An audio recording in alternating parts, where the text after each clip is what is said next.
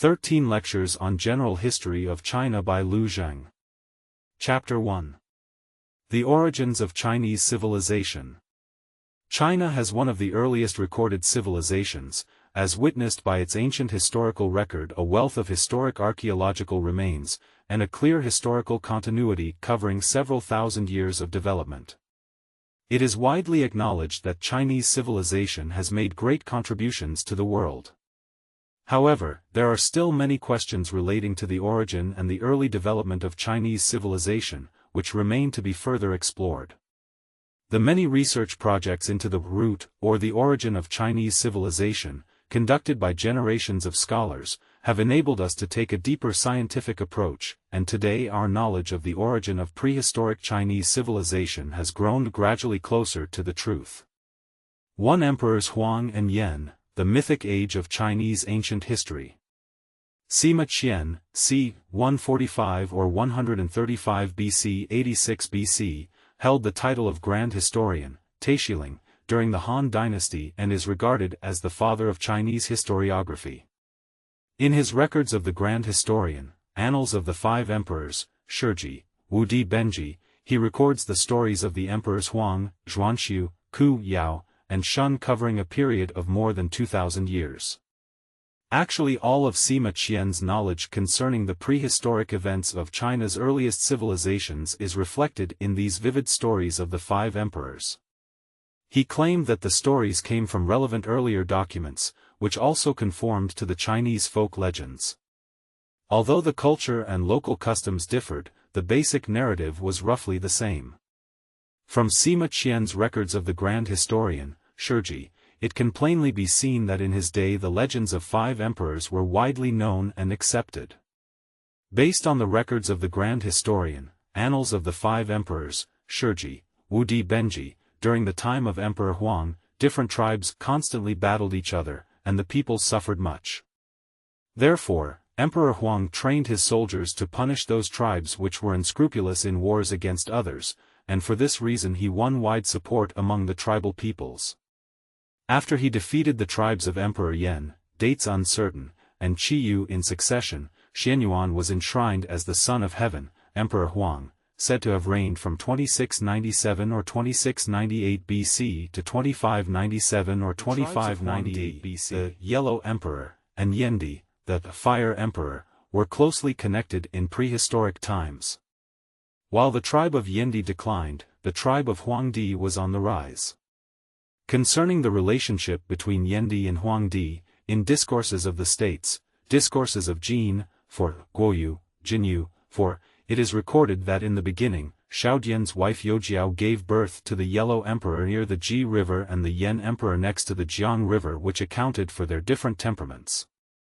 Although Shaodian preceded the Yellow and Yan Emperors, he was not their father. Therefore, Ji was the first name of the Huangdi family and Jiang the Yendi family. Because of their different characters, the two tribes conflicted with their armies. Based on this account, the Emperor Yan and the Emperor Huang both originated from the Shaodian tribe. The Jiang River, where the Yendi tribe resided, is a tributary of the Wei River, which lies in present-day Baoji, Shaanxi. The identity of the Ji River has still not been definitively identified, but this waterway should lie close to the Jiang River. It can be, furthermore, inferred that both of the tribes, those of Huangdi and Yendi, originated in Lus Plateau, in northwest China and expanded to the Central Plains. In the time of the Huangdi, spectacular accomplishments were made in the development of Chinese prehistoric society. People began to domesticate cattle and horses, invented the cart and boat, and acquired the techniques of sinking wells, raising silkworms, and silk reeling. It was also a time of invention. The Chinese characters, the Chinese calendar, the jiazi, a cycle system which marks the sequence of day and years, the hat, and the woven apparel are all attributed to the period of Huangdi. The accomplishments in Yendi's time were mainly to be found in primitive agriculture and culture. In Chinese legend, Yendi Shenong tasted 100 different kinds of herbs while researching herbal medication. Therefore, the invention of ancient Chinese medicine is considered another great achievement in the time of Yendi.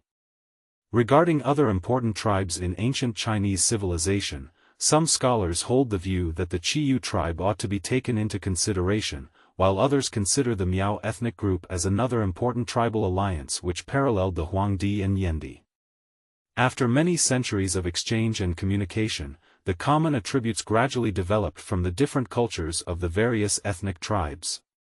The traditional story that Emperor Huang set the boundary of the other tribes to make them harmoniously coexist appears to coincide with the blending of tribal features in the evolution of Chinese civilization of multi-origin and great diversity. Archaeological discoveries in recent years have confirmed that Chinese civilization developed widely across the Grand Territory even in its embryonic stage. For a long time the middle and lower reaches of the Yellow River were considered to be the only birthplace of Chinese early civilization, but new evidence shows that several primitive cultures also flourished in other areas in the Neolithic Age. In the early 1920s, a Swedish scholar named Johan G. Andersson discovered primitive remains which featured elaborate painted pottery in Magyario, Lintau, in Gansu province. Since then, the Neolithic culture in the upper reaches of the Yellow River has been named as the Magyario culture, in existence from around 3100 to 2700 BC. This culture was located mainly in Gansu province, centered in the Longxi Plain, starting from the Longdong mountain region in the east and reaching to the Gansu corridor in the west. Some other sites of Magyario culture are also found in northern Gansu, the Gannan, southern Gansu, mountain region, southern Ningxia, and northeastern Qinghai. The Magyario culture is a regional branch of the Yangshao culture, therefore it is also called Gansu Yangshao culture, Gansu Yangshao Wenhua. Painted pottery accounts for 20 to 50% of the total pottery found at Magyario sites, and for the burial objects, more than 80%. The artistic patterns of Magyario painted pottery were mainly borrowed from nature, such as fish, birds, frogs, tadpoles, water waves, blades of grass, and gourds, besides many other patterns which were modified from those natural patterns or some geometrical patterns. The primitive culture in the Gansu and Qinghai region, which featured the elegant and brilliant craftsmanship of the pottery art, is also rather conspicuous in the field of Chinese history. A buried human couple has also been unearthed at a Magyario site, suggesting that this was when monogamy was established. Also, the differences between the funeral objects of males and females reveal the gender differences in their social division of labor. The quantity, quality, and variety of objects reflected the disparity between the poor and the rich, thus signifying that the primitive system of collective ownership had come to an end. After the time of the Magyario culture, a primitive people in the upper reaches of the Yellow River named the Qijia people, 2400 to 1900 BC, developed and flourished during the Bronze Age. About 50 copper and bronze artifacts were unearthed in a Qijia culture site in Huangniang Niangtai, Wuwei County, and Dehezhuang, Yongjing County, in Gansu province. These included a knife, awl, ring, dagger, axe, auger, and some mirrors. To date, the discovered graveyards of the Qijia culture have mostly been clan public graveyards, and the size of these graveyards corresponds to the size of the clans or mainly consist of pottery, stoneware, jade jewelry or artifacts, boneware, and bronzeware. To take the graveyard in Huangniang Niangtai, Wuwei, Gansu, as an example, the number of pottery ware specimens in one grave could be as few as 1 or 2 and as many 37.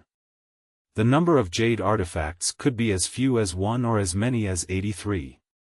All of these findings regarding the disparity in quantity of property reveal a hierarchy in social status. The development of tool production, and especially the development of the metallurgy industry, proves that the people of the Qijia culture had ascended the first stair of civilization.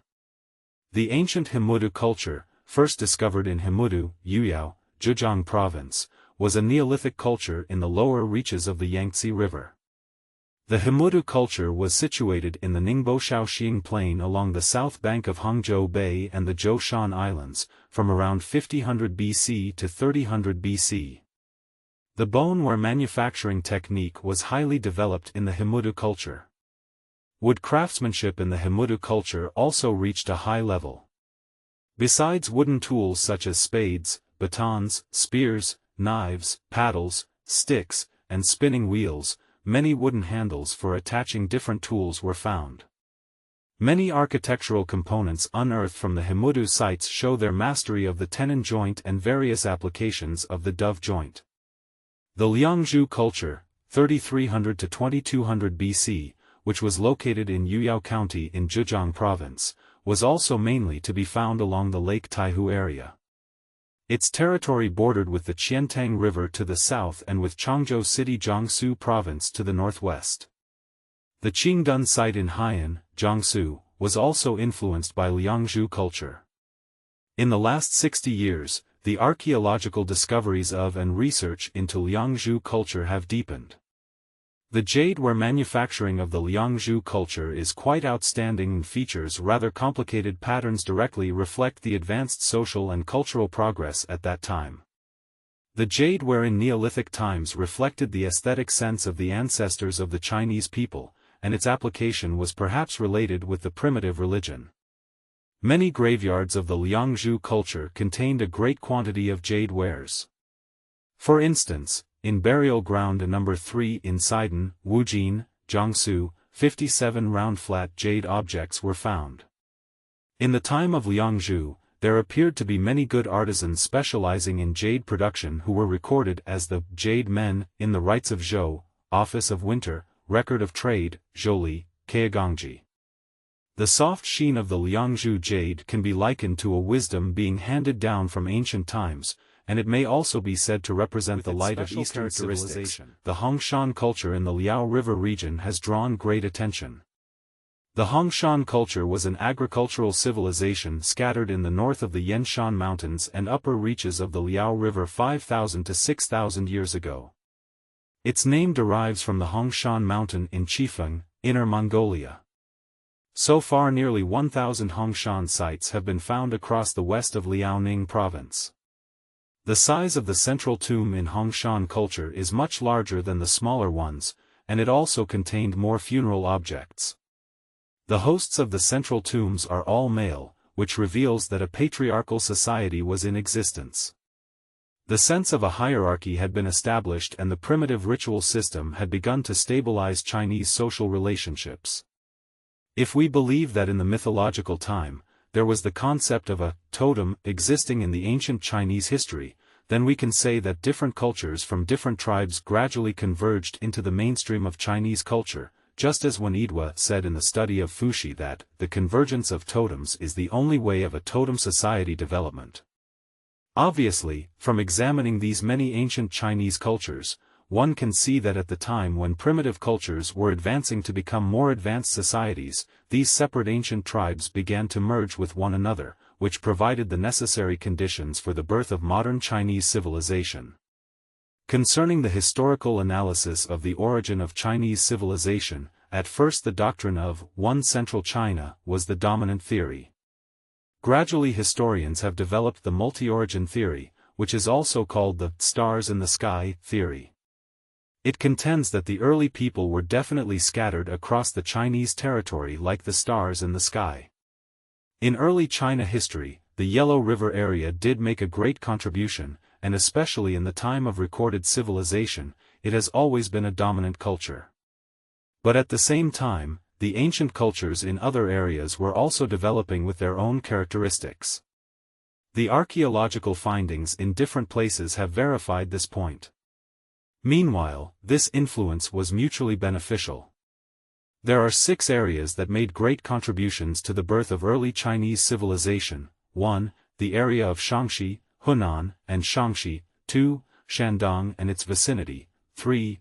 Hubei and its vicinity. 4. The lower reaches of the Yangtze River. 5. Southern China, centered around the Poyang Lake and the Zhujiang River Delta.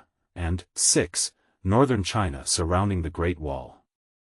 Zhang Guangxi stated that, no matter whether we consider northern China or southern China, we can propose a hypothesis that since 4000 BC, several regional cultures with special features and characteristics connected with each other and formed a sphere of interaction. This sphere of interaction formed 4,000 years ago, which stretched to the Liao River in the north, Taiwan and the Zhujiang River Delta in the south, along the sea coast in the east and Gansu, Qinghai in the west. This can be called the China sphere of interaction or pre-China sphere of interaction, because this prehistoric sphere formed the geographical center in China, and all of the regional cultures in this sphere have played important roles in the formation of Chinese civilization in the time of the Qing and Han dynasties. 3. Primitive agriculture and the progress of civilization. Concerning the symbols that represent the beginning of early Chinese civilization, some scholars advocate that bronze casting, the birth of Chinese characters, and the development of cities should be considered as the basic factors. However, for this discussion about the origin of Chinese civilization, it is widely acknowledged that the development of agriculture is considered the basic condition for the progress of any civilization. The reason why the Emperor Yuan was called the sacred farmer, Shenong, is most likely because the primitive farming techniques reached their first peak level during this time. The archaeological findings agree with the related mythology that the farming economy during the Neolithic Age in China achieved great prosperity. The social and economic situation of the Yangshao culture, 5000 BC to 3000 BC, could be studied from the Banpo site. As the people of Banpo began to settle down, agriculture accounted for rather a large ratio of their economy. At the same time, the Banpo people also raised livestock while fishing, hunting, and collecting wild plants. The people of the Yangshao culture period mainly grew millet. The rice was grown in the Yellow River area. Primitive gardening had also begun in the Yangshao period. Many archaeological findings from central China further indicate that the farming economy at this time was stepping into an age of prosperity. In the Hemudu site, a large cache of rice was discovered. The great quantity and level of preservation of rice in the Hemudu culture was rarely to be found in the history of Chinese archaeology, which are the earliest rice discoveries found in China so far and also the oldest rice of artificial cultivation known in the world. Regarding the relationship between the cultural formation of China's early civilization and the later Chinese cultural progress, the Yendi and Huangdi are the source of ancient Chinese culture. From a historic viewpoint, the Yendi tribe and Huangdi tribe are considered to be two large clan tribes with close relations, which together made a great impact upon the development of the modern Chinese nation. The archaeological findings tell us that more than 7,000 to 8,000 years ago, the primitive farming in China was quite developed, and this is solid evidence of the origin of Chinese civilization. That the legends about Yendi Shenong are not so unreliable. The millet farming in the Yellow River Basin is considered to be the material basis for the Qilu culture, Confucian culture, during the Warring States period, and the rice farming in the Yangtze River Basin is considered to be the material basis for the Chu culture, Taoist culture. Both of these two rivers are the mother river of Chinese culture, and the original culture cultivated by them formed the mainstream of Chinese traditional culture.